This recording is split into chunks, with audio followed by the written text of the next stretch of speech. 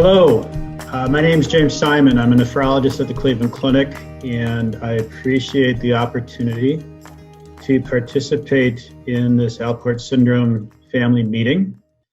What I plan to do is just really go over the basics of Alport syndrome.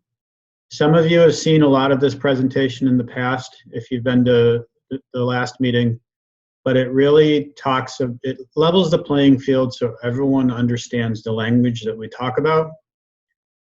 For Alport syndrome, how it affects the kidneys, how it affects your eyes and your ears, and understand the genetics. Now, some background on Alport syndrome. It was originally called hereditary nephritis because nephritis is inflammation of the kidney, often characterized by blood in the urine, and it was inherited. We know it's due to abnormalities in something called type 4 collagen. In particular, the alpha 3, alpha 4, and alpha 5 chains of type 4 collagen that we'll explain in a little bit. We see this type 4 collagen in the kidneys and the glomerular basement membrane. We also see it in the ears, the eyes, the testes, the lung, and in the uterus. And keep that in mind when we talk about problems with pregnancy in women later. The classic clinical features are a triad of kidney failure, hearing loss, and vision problems. And we'll talk about why that's not always the case in every patient, but that is what we learn about in med school when we learn about Alport syndrome. And typically for most doctors, that's about the last we learn about Alport syndrome. Now, just to start, you see a picture here of your kidneys, and follow the pointer. They're up right in your back, right underneath your rib cage.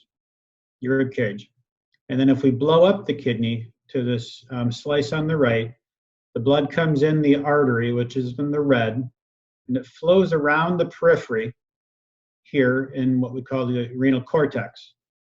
And then it flows through these filtering units. There are 1 million tiny microscopic filtering units in the kidney, and that cleans the blood. And the clean blood leaves the kidney through the vein, which is blue, and all of the toxins and extra water and salt and everything else leave the kidney through the ureter to get into the urine. Now, when we blow this up, you can see here these what are called nephrons.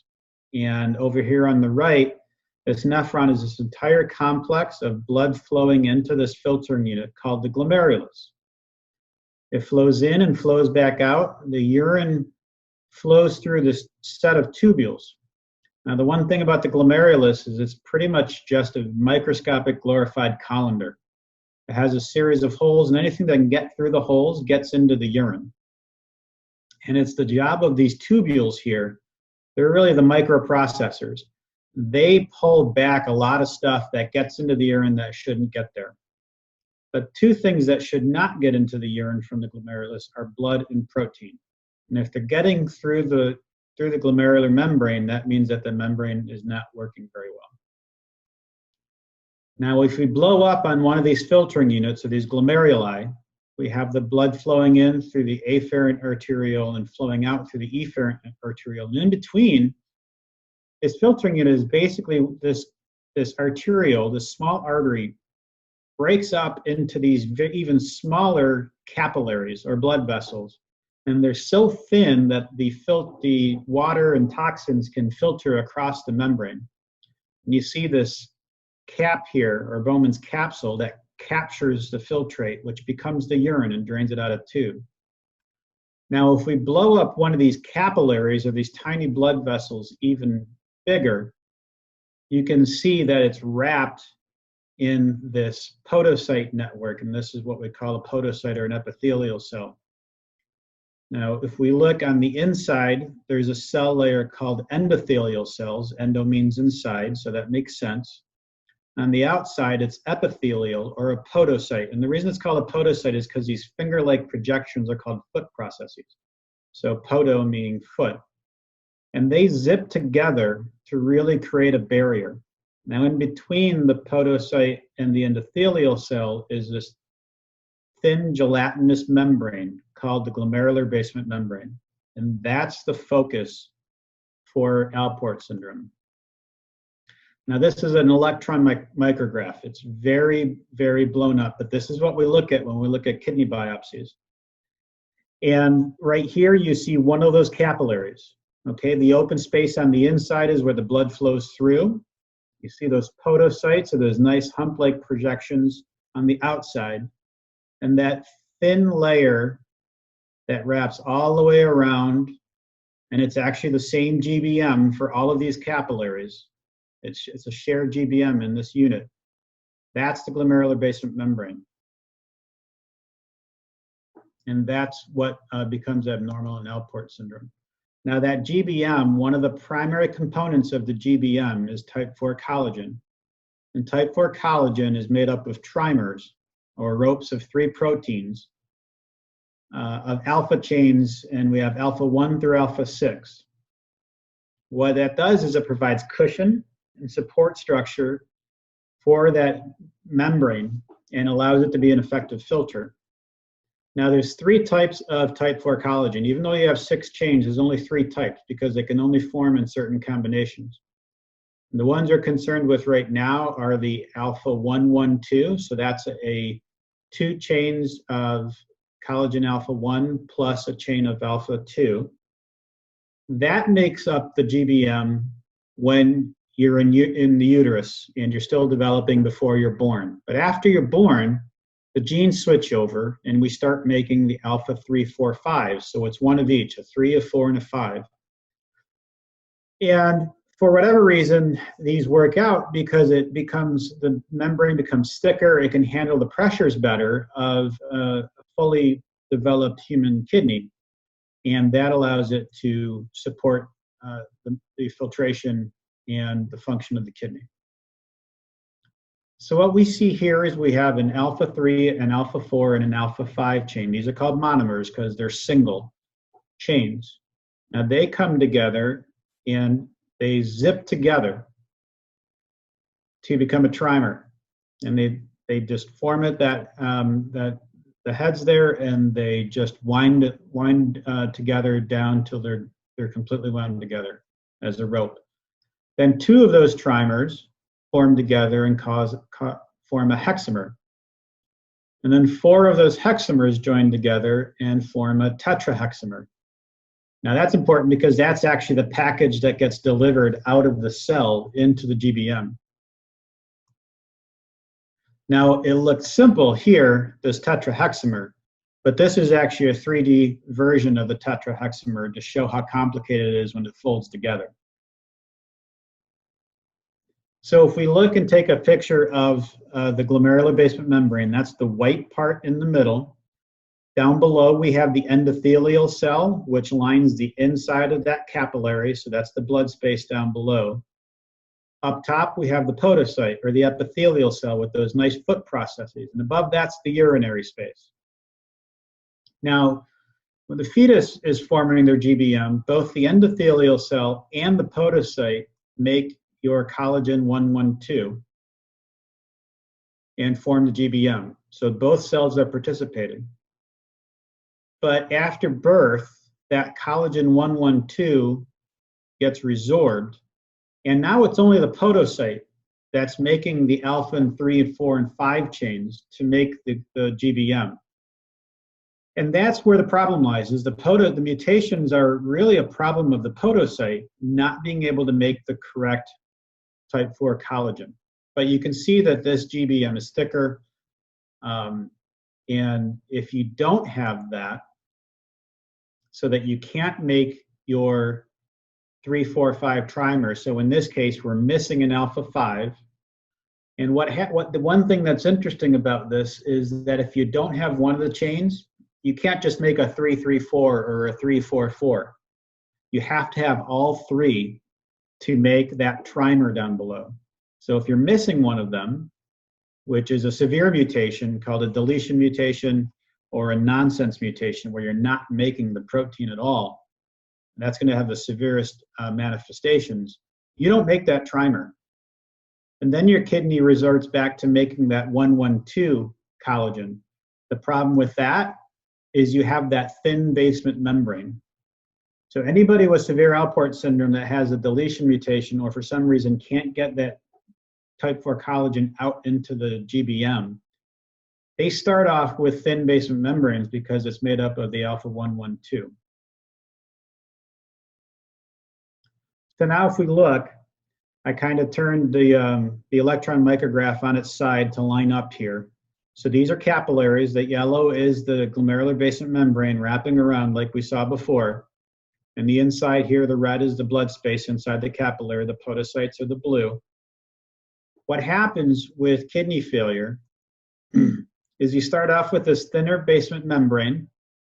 It's stiffer, it's more permeable, so it allows blood to leak through into the urinary space.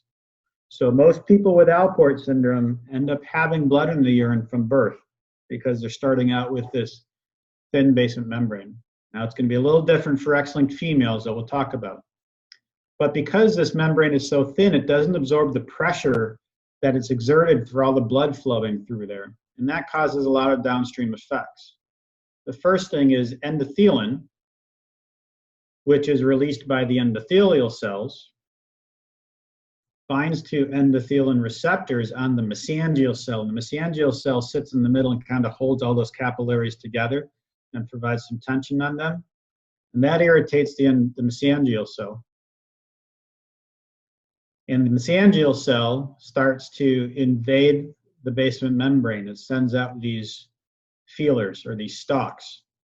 So as you can see right there, that's not good for that filtration membrane when you have parts of the mesangial cells trying to insert themselves in what should be a nice, smooth filtration membrane.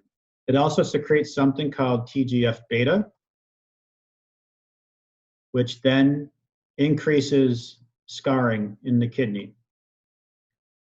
Now, the angular mesangial cells and the strain from the GBM irritate these podocytes. Remember, these podocytes are kind of wrapping around the capillary, and they're getting all this abnormal strain, and they're getting these really angry signals from the mesangial cell, and they don't like it. So one of the first things they do is they realize that the basement membrane is not working well, but their response is to lay down more basement membrane. And they don't realize that they're not making normal membrane. And they do it in a very haphazard manner so that you don't get smooth layers. It's just kind of like paper mache, you're slopping on additional layers. And so you get these windows or these holes in between, and that's something we see on the biopsy. But you don't get this thickening all the way around. So you get these areas of thin basement membrane with areas of thickening where the podocytes have laid down the extra membrane. What that does is that stretches out the podocytes on the outside that are trying to cover it because it's more surface area to cover. And then those podocytes pull apart, and that allows protein to leak through into the kidney. So the first thing we have is an abnormal basement membrane leaking blood in the urine, but after it starts to thicken, then it leaks protein in the urine. And in addition, those podocytes don't like any of this that's going on, and they secrete signals to the rest of the body that we need to recruit scarring cells into the kidney to try to repair the damage. And that ends up causing permanent damage called fibrosis. And that is the end point of kidney inflammation in the long run, is this irreversible scarring that leads to kidney failure. So now how does this affect the kidneys? We talked about progression from blood in the urine to blood in the urine with protein, initially what we call microalbuminuria, so just trace amounts of protein in the urine, to lots of protein in the urine and chronic kidney disease or decreased kidney function, going on to end-stage renal disease. Now the timeline down below, this was taken from X-linked males who have a fairly uniform progression of disease, so that they're going to have blood in the urine from birth. They'll start to get some protein in the urine during adolescence. By teenage years, they have kidney dysfunction or chronic kidney disease, and a lot of times will reach end-stage renal disease in their 20s. So now if we talk about going on to the different types of genes and how frequently they occur, it's a complicated slide, but really this big box is X-linked or Alport syndrome versus autosomal Alport syndrome. And then it breaks it down by the types of mutations. But we used to think 85% of Alport syndrome was X-linked. And it really was because genetics was hard to come by and we didn't do it a lot. But now that we're doing genetics more, we're finding a lot more autosomal Alport syndrome. And this was from 2014. We're seeing up to 20 to 30% of people that are diagnosed with Alport syndrome actually have autosomal. Whereas if you look, the dominant used to be almost non-existent, and some people thought that autosomal dominant Alport syndrome didn't even exist. Now we know, and even in later studies, it's even more than that, so that it's either as common as X-linked, or some people believe more common than X-linked Alport syndrome. And as we'll talk, that becomes a problem because it has varying manifestations. Now, the type of the mutation matters.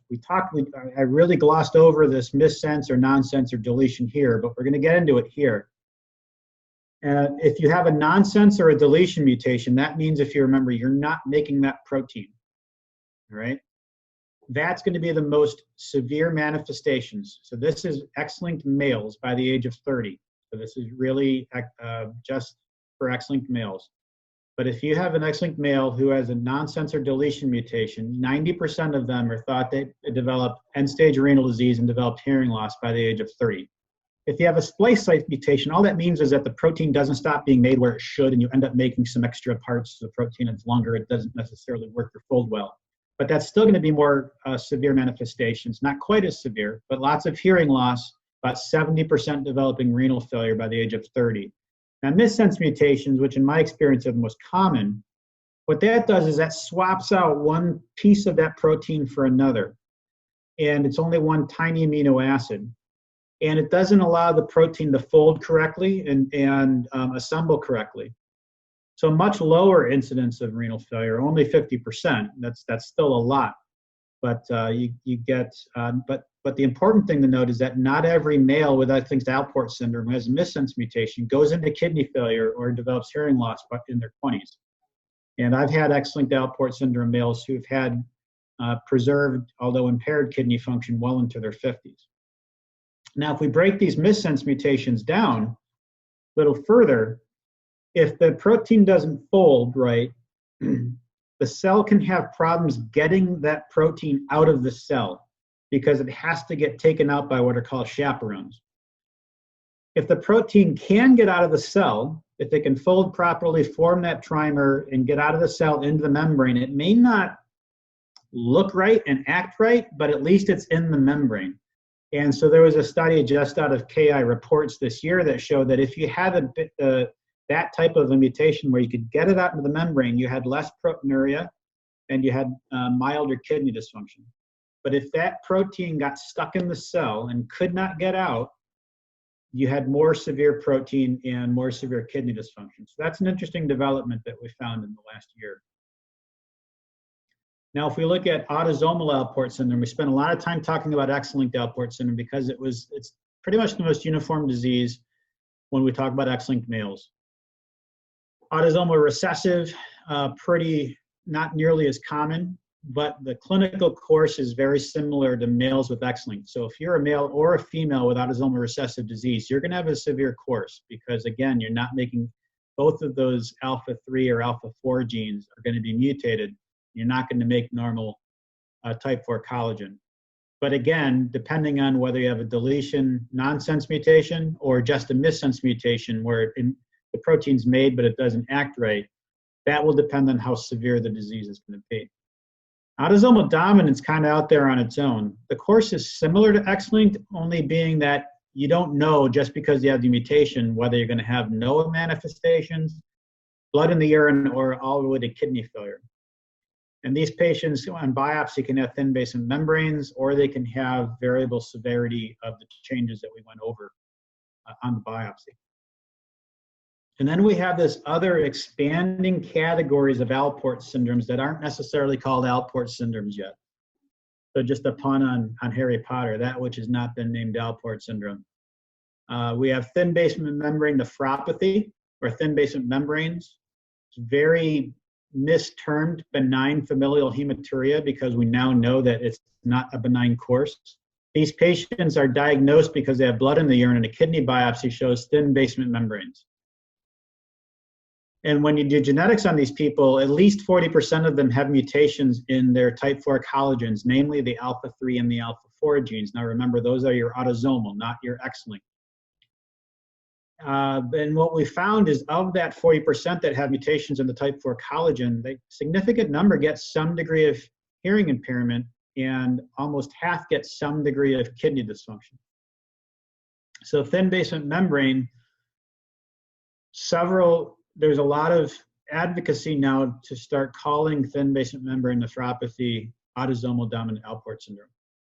And I firmly believe that if you have thin basement membranes on biopsy and you have a mutation in the alpha 3 and alpha 4, that should not be called benign familial hematuria because it's not benign. And as we said, if the presentation's not classic, it will throw off a lot of clinicians, including adult nephrologists who aren't used to seeing this.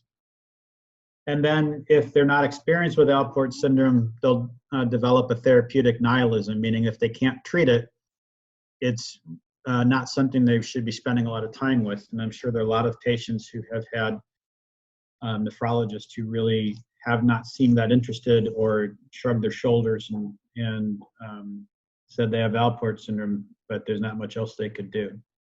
And then there's a whole problem of females getting misdiagnosed or diminished. Too many women get diagnosed with UTIs if they're found to have blood in the urine, despite not ever having a urine culture done and not having any symptoms. And the problem with this is there are a lot of pregnancy complications associated with Alport syndrome. As we discovered in the Athena trial, when we just started asking all these patients, all of you that were coming through our doors about family histories, you found a lot of issues of preeclampsia and miscarriages. And as we had briefly discussed, type 4 collagen resides in the uterus. So this is something that we have just learned in the last 5 to 10 years is really becoming a prevalent issue for women who are quote unquote carriers because they don't all develop renal failure. And we're not going to use that word anymore, so last time I'm going to say it. But it has other manifestations far beyond the kidneys in difficulty having children. So we're going to focus on women a little bit more, and a topic that it's called lionization, and I termed it the battle of the X's, because every woman when they're born has a good X and a bad X, a mutated X in every cell. And every cell at the time of birth has to decide which X chromosome to turn on and which one to turn off. It can only have one on. So 50% of the cells in the body turn on the bad X and 50% turn on the good X. And as those cells reproduce and form the body and grow in the body, you can have more cells in the kidney with the good X or more cells with the bad X, and same with the eyes and the uterus and the ears.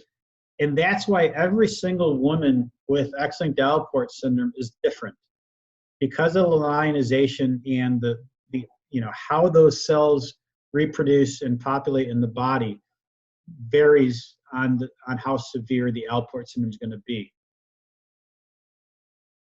And because most women with Alport syndrome have blood in the urine, I say that most because we haven't done studies on that, but a lot of women just have, if you have blood in the urine, you have the disease. The term carrier suggests that you do not have any manifestations of that mutation.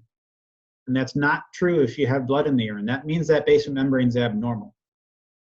So in my opinion, and the opinion of most of us that study Alport syndrome, there are no female carriers with X-linked Alport syndrome.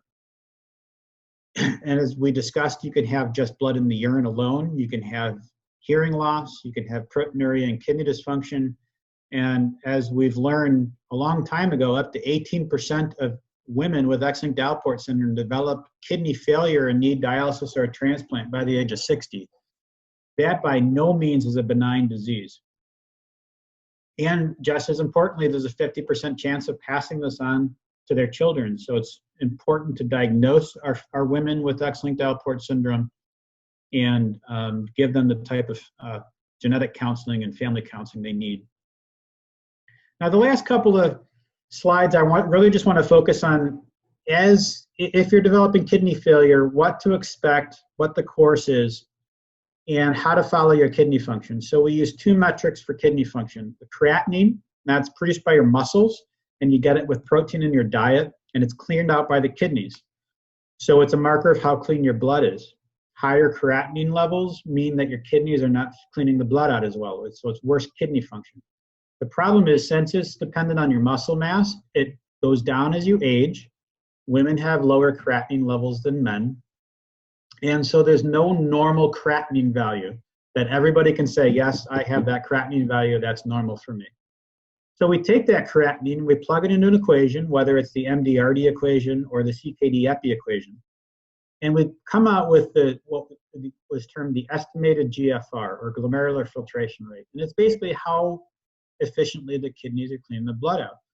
And I try to tell my patients, you can roughly equate it to your percent kidney function. And it's calculated using that creatinine, your age, your gender, and your ethnicity. Now, we have this term chronic kidney disease. That suggests permanent loss of kidney dysfunction. And there's a big range between normal kidney function and permanent kidney failure. And it's a gradation, it's a spectrum. And we use that GFR to tell you where you are on that spectrum. And then we categorize you in stages of chronic kidney disease.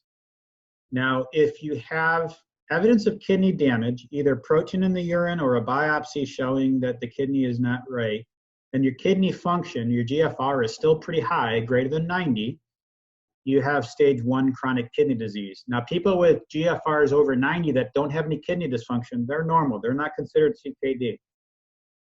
If your GFR is 60 to 90, 60 to 89, and you have kidney damage, protein in the urine, or a biopsy showing damage, you have stage 2 chronic kidney disease. Now, the problem is the GFR is not very accurate above 60.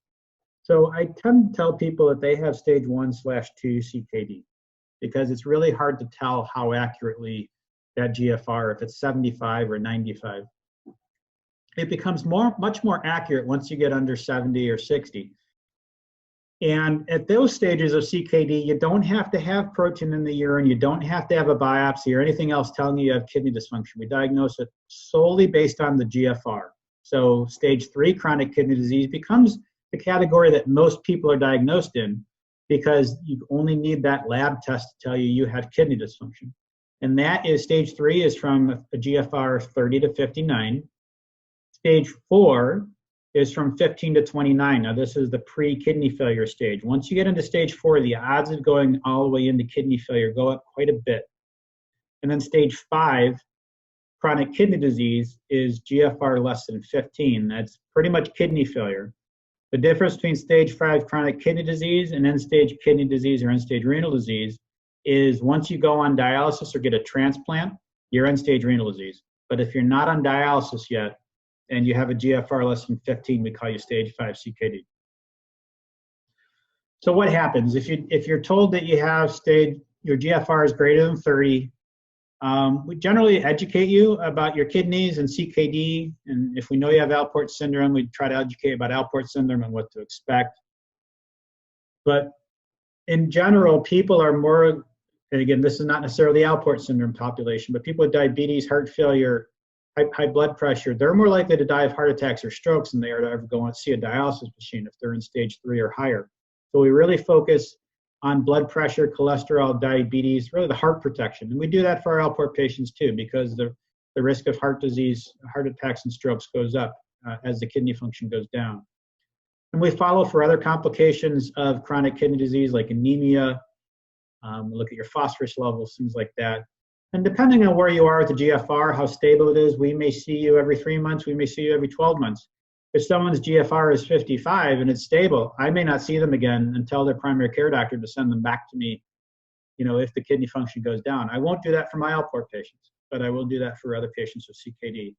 And a lot of the work still gets done through the primary care provider as far as general health care. Now, if you in stage 4, which is 15 to 30 cc's per minute, or GFR, or percent kidney function, I kind of split those up. Are you 20 to 30 or are you less than 20 in the teens?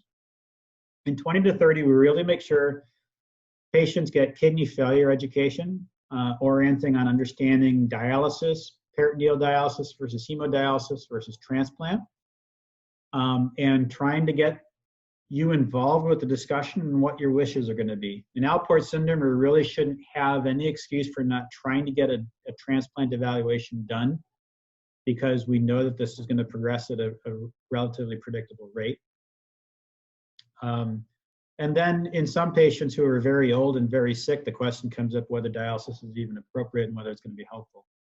In those patients, I tend to see them every 2 to 3 months in the 20 to 30 range. Now, once they get into the teens, that's when we can get listed for a transplant, as soon as your GFR is 20 or less. So we will refer you over for a transplant so you can get listed. If you don't have a donor, it can take years to get a deceased donor kidney. So we want to get you on that list as soon as possible. And then depending on the plans for dialysis, we'll put hemodialysis access in if we need to. Peritoneal dialysis, the catheters often don't need to get placed until a month or two before we start dialysis. You should have picked the dialysis unit that you're going to start at. We'll often see you every 1-2 months. If it's very stable, less often than that, but that's pretty rare. And then if you have a donor that, if you get listed, then if there are people interested in donating a kidney to you, many of you have this experience, they can go and get evaluated, and you can get a transplant anytime your GFR is in the teens, but often that we try to do that sweet spot of 15 to 17. So not low enough that you start to get sick and risk going on dialysis, but not too early, because that donated kidney, that transplant, has a defined half-life. They don't last forever. So we don't want to give it to you until you absolutely need it. And there are transplant medicines that have their own side effects, and we don't want to start those until they're needed. Now, if you're stage 5, less than 15, we really watch to see if you're getting sick. If you haven't been able to get a transplant, you should definitely have the transplant, the dialysis unit selected and what type of dialysis. And we definitely follow you pretty closely here. And we like to start dialysis when you have mild uremic symptoms. We'll talk about that in a second. We don't want to wait until you're really sick and throwing up, because then you end up in the hospital and starting, if you don't have a fistula, and starting through a catheter. And if you wanted to do PD, you have to start on hemo. And all of this is about trying to start you on dialysis as an outpatient with the modality that you've chosen in the timing that we choose. So we don't want to wait until you're too sick and then it's forced on us. So when we talk about when dialysis is needed, the earlier symptoms, not nausea, maybe in the morning when you wake up, you may get a little nausea, or after you've eaten, it turns your stomach and you lose your appetite. You may have this bitter or metallic taste in your mouth. Those are the earlier symptoms. If you start getting those, that's when it's time to start dialysis. You definitely don't want to wait until you're not sleeping well or you're too fatigued. You definitely don't want to wait till you're throwing up or twitching. That's a neurologic sign that can precede seizures or confusion. So it's important that you stay in contact with your nephrologist and start dialysis when those early symptoms appear. It's important to work with a knowledgeable nephrologist for CKD care and transition to end-stage renal disease. And there are support and education materials available.